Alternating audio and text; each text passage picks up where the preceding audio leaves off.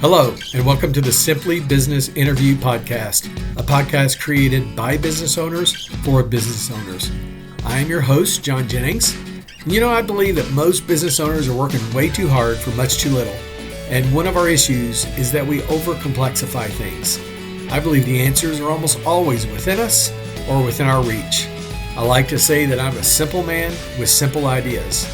So welcome to Simply Business. Hey, hello, everyone. We are joined today by Dwight Busche, who is the owner and president of Xtreme Fabrications. Dwight, thank you so much for joining us today. Why don't we kick it off, just telling us a little bit about your background and who you are and what you do. Xtreme Fabrication specializes in complex weldments, non-complex machining. I bought the company 6.5 years ago, moved from northern Indiana, about 350 miles north of here, down to here, and always worked at large companies and decided wanted to have my own thing, and that's how I ended up down here. Yeah, it's that dream you were sharing a little bit about that. It's a big change. And so many people have that dream of ownership. So what really inspired you to want to take that leap, going from being an employee at larger organizations to wanting your own thing? Kind of just to prove I could do it, I guess. It's I don't know. I never really wanted to be. There's nothing about being a business owner and owning my own business. For me, it was more just to prove that I could do it and be successful.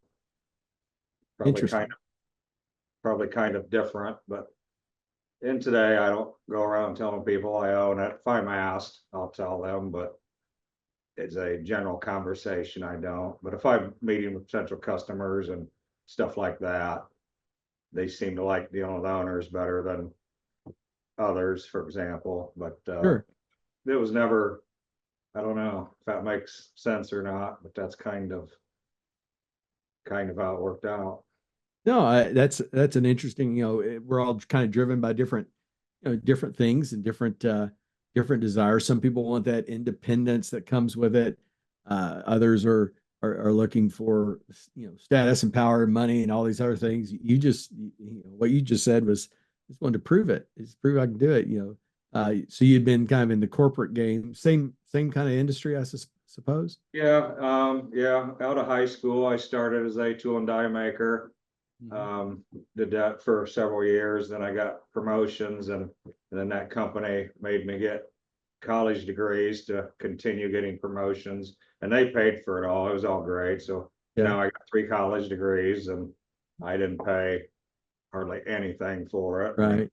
And so that's how it kind of progressed, I guess. And when I bought this, there was no machining done, and that helped. We took some jobs in, and it was too expensive to outsource the machining. So we started buying some CNC machines, and now we got 10 CNC machines, and that's kind of how it migrated into that. But I was lucky that I was a machinist back in the day, yeah, early 90s, and that's a difficult skill set to hire here too. There's not northern Indiana, there's heavy manufacturing everywhere, and that's not necessarily the case. It's changing in Kentucky, and it's definitely changed the last 6 years, but it's that was a little bit different too. But yeah. And you're in an area that just right north of you, it's starting to boom, right? Yeah. Whole plant and everything like that. Do you see that maybe going to impact your surrounding area as well?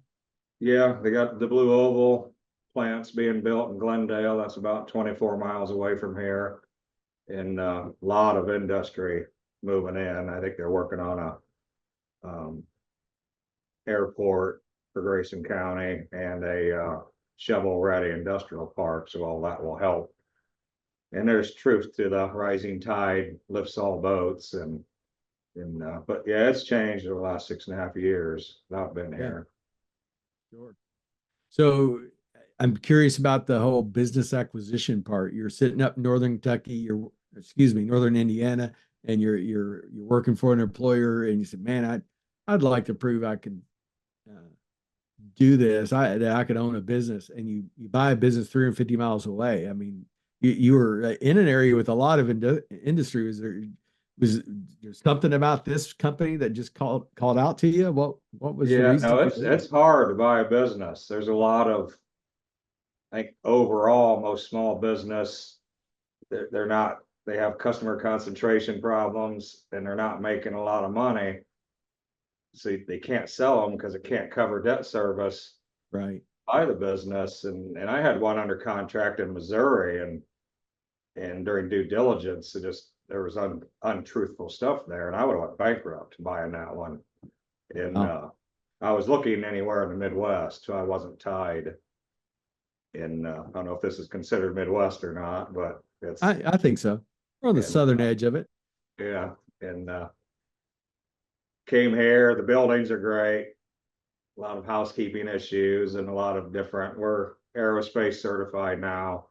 We used to do a lot of farmer type repair stuff and handrails and handrails. Anybody with a pole barn and a welder can make handrails. So tons of competition. And so now we got OEMs we do a lot of work for, and that's kind of what we try to stick with now. And you can't mix farmer repair stuff where it don't matter as long as it works, it's fine. With weldments, everything's got to be where it needs to be. Right. And it was a progression. Like I said, the first 2 years were monumentally difficult. No, I'm a northerner here. I've worked hard to get away from that, but it exists. And now we've come a long way in the last 6.5 years. And yeah, so I one of those first questions I usually ask is what was that biggest surprise, when you became the business owner? Anything you can share there? How hard you work at bigger companies, you have subject matter experts for everything. It don't matter what. Here, it don't exist. You don't know, you gotta figure it out. Right. That's probably the biggest part of it, and how difficult everything, picking up new customers, everything is way more difficult than what I anticipated it to be. Yeah. Business ownership is hard. It's there. I talk about there is no easy button. There's a massive effort and just dedication that takes. And so I applaud you for just having the courage to do it in the first place. And what an interesting. I tell idea. people I don't know as brave. I view it more as kind of dumb and naive. And fought through it. You got to keep swinging. Yeah. Well, what's your option? You don't just, when you own the business, you don't just, cry and go home. You just have to keep fighting through it. And that's part of it. So you've been making the change from being we'll say repairing fences and rails to more sophisticated type fabrication. What is that? As much a culture? Is it capabilities, sales? I mean, it seems like that would engulf every aspect of the business. And I don't understand to the level you do, but love to hear more about. Kind of have just been pivoting. The 2 weeks after I bought the company, the largest customer called, stopped shipments, and they were like 80% of the sales, and so a lot of that, and it's a lot of been. So we got into machining, and everything's kind of just been at the moment, what's a good way to go? And probably in the last year and a half, we've ended up where complex weldments, everything here supports that. So whether it's the laser, machine shop, press brakes, so most of what we do everywhere else will go into weldments, and we're good at it. And it's, I don't know that it was necessarily 3-4 years ago, that wasn't an intentional direction. A lot of that 4 years ago, it was just survival on where to maneuver to. And now we make strategic plans. We just added powder coating. And that again just complements, a lot of people want weldments that are powder coated. And we had a customer ask us to start powder coating, and that's what really got it going. And that'll open up a lot of doors too. But I don't know if I answered the question right, but that's no, it's very interesting. And what you said there that I caught was you do what you can to survive, and then doing that, you might find a strategic direction. It's almost in the perfect, in the MBA class, you probably have an MBA, one of those 3 degrees you have. They teach you, oh, you set your goals and, you carry out your goals but life smacks you upside the head. COVID comes, all these types of things that completely wreck your plans. And so you end up going, oh, wow, that actually works. And hey, there's maybe a market for that. So, am I oversimplifying? Yeah, exactly. I used to tell people there ain't no textbooks for all this stuff, but somebody's going to write new textbooks over all this, what everybody has went through and experienced, and I don't know, but yeah, I'm not going to be one of them to write a book, but I'm sure there's going to be lots of people writing books about, and like some of that you just turnover rate, everything just got turned upside down, and I think we're back to some sort of, like today we have virtually no turnover now. We got a great crew, and it's but we're well past COVID now to get there. And so I don't know. How big's your team? We're about 25 people right now. Okay. We peaked at 35, and we produce more with our current workforce than we did when we had 35 guys. And how would you describe your culture for after you've gone through all this upheaval, a lot of turnover and everything else? What sets you apart?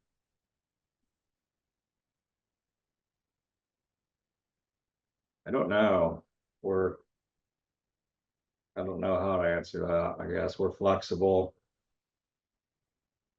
Somebody has doctor's appointment, go do what you got to do, whatever it is. And, I don't need to come in late. I don't try to treat people fair. Fair is, everybody has a different definition of fair. So I guess I don't know how to answer that. Yeah. Most people. Sounds like you're being flexible for this more modern workforce that we're dealing with, and you're allowing things. We just had second guy get our logo tattooed on his arm. And that's 2 more saying that's dedication right there. When we say somebody tattoos a brand on their arm, that's saying something. Humbling, very humbling is how it makes me feel, but it's a strange feeling. Yeah. I don't have no tattoos, You're not getting one. I own it. So it sounds like you let people have some work-life balance. That's a popular phrase. How do you manage that for yourself? No, I can't. I work 4 or 5 hours a day. No complaints. Yeah, we're in a great place today, and I don't know. Wasn't always that way, but I had I went 6 months working 12 to 18 hours a day, 7 days a week, but that was back when you buy a business, you also personally guarantee everything. So if I went bankrupt, I'm homeless, bankrupt, savings gone, and now we're in a good spot today. Cool. Yeah, because I sometimes talk about that 3 a.m. wake up call. When your head starts talking to you and you wake up at 3 a.m. going, "What did I do?" Yeah, I've experienced that. It's it takes a little while to get to that point where you're going, "Yeah, I got this." And the fact that you're able to have sound like very, very good balance, and then also allow your team to have that as well. That speaks very, very well of you and the culture you built. So that's pretty cool. Um, well, give us a glimpse into kind of the future. You know, I always do the wave a magic wand kind of thing. If you're looking a year or two down the road, what do you hope to see happen with Xtreme Fabrication? Not sure how to answer that. And that's actually Sonic's my plant manager here. And actually a few days ago, he asked, what's next? And, like, I don't know. And I've been thinking about the last several days, we're so long. When I bought the laser, it was strategic, opens up more doors. We don't have to farm work out. We can control it better. So everything, most of this last 6.5 years, every decision's been based on how to make us better, compete better, and be able to compete with anybody. Now we have almost everything that fab shops and machine shops have. And and I still don't have the answer today. We were talking about it again last night, but and other than maybe adding some more square foot, and that's really the only thing we came up with. And it's had a similar thing when we got our aerospace certification. The quality manager, she's making a joke of it, but she goes, no more certifications. And I'm like, she's right. It's been the whole 6.5 years. We've always been the next thing, and now we're at a point, I don't know what that is. And so I don't have that answer. Yeah. Well, you're at a point where I guess you're enjoying the fruits of your labor, but as you can't rest on your laurals too long. Exactly. You have to be thinking. So how do you kind of stay ahead? How do you sounds like some of these things have fallen in your lap, but also some of it came from your past experiences, knowing some things you needed to do. How do you stay up to date with what your competitors and the industry's driving towards? Well, in Kentucky, the metalworking community is pretty small. It ain't, it's getting bigger, but if you have a bad reputation or somebody blackballing you, it carries. And we go to trade shows for the new technology. We're getting ready to add. I'm going to go to a demo for a fiber laser welder next week. And I think my personal opinion is that technology is going to replace 50 to 80% of MIG welding. It'll be a fundamental change potentially of welding. And so we're going to go do a demo, and we'll be one of the first ones in the area. I'm going to purchase one, but we'll be one of the first ones in the area with that. And I don't know, trade shows and talking to salesmen, I guess, is mostly. Yeah. Well, it sounds like you got there's one big thing right there. So maybe you're too humble. You probably have. See, I'm not viewing it as big.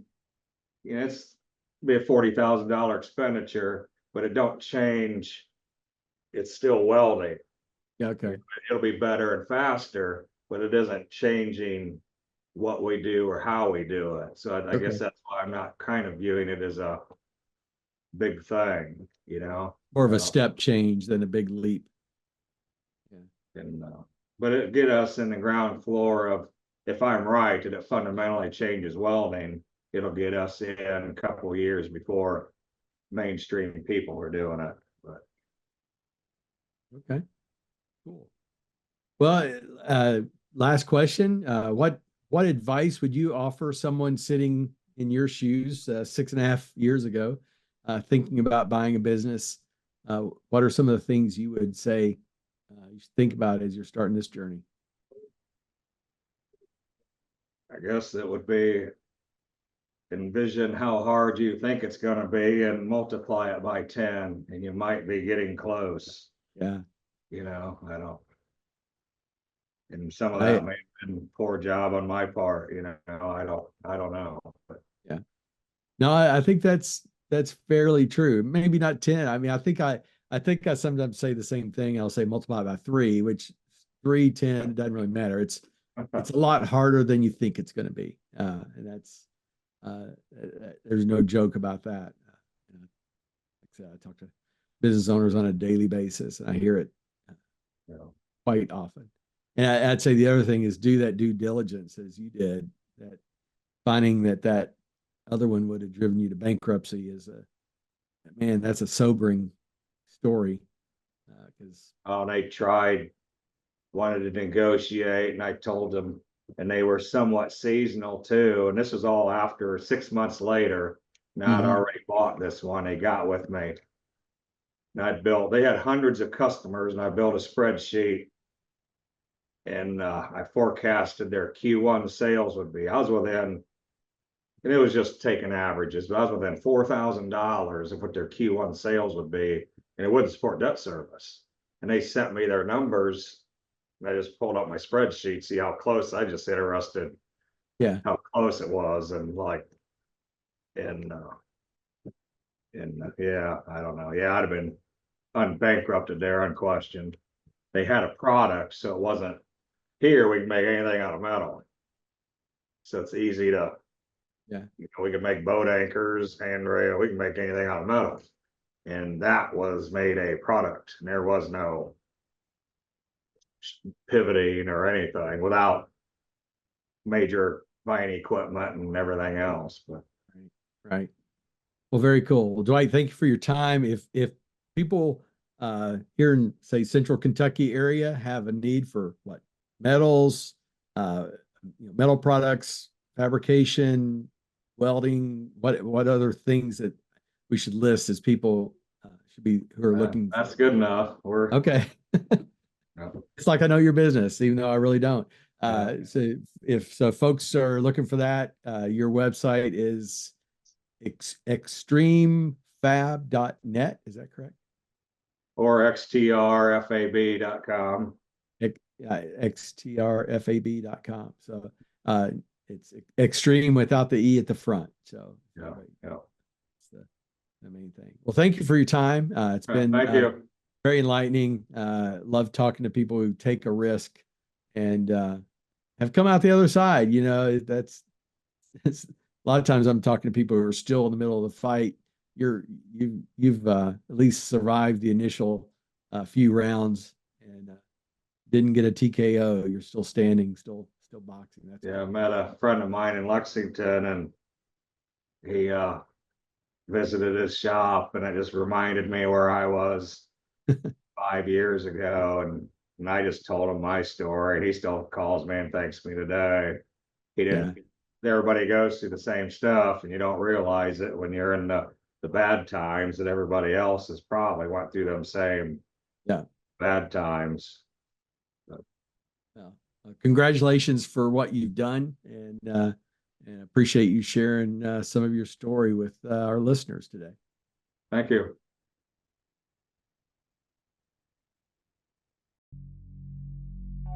Thank you for listening to today's episode. If you liked it, please share or like it on whatever platform you use.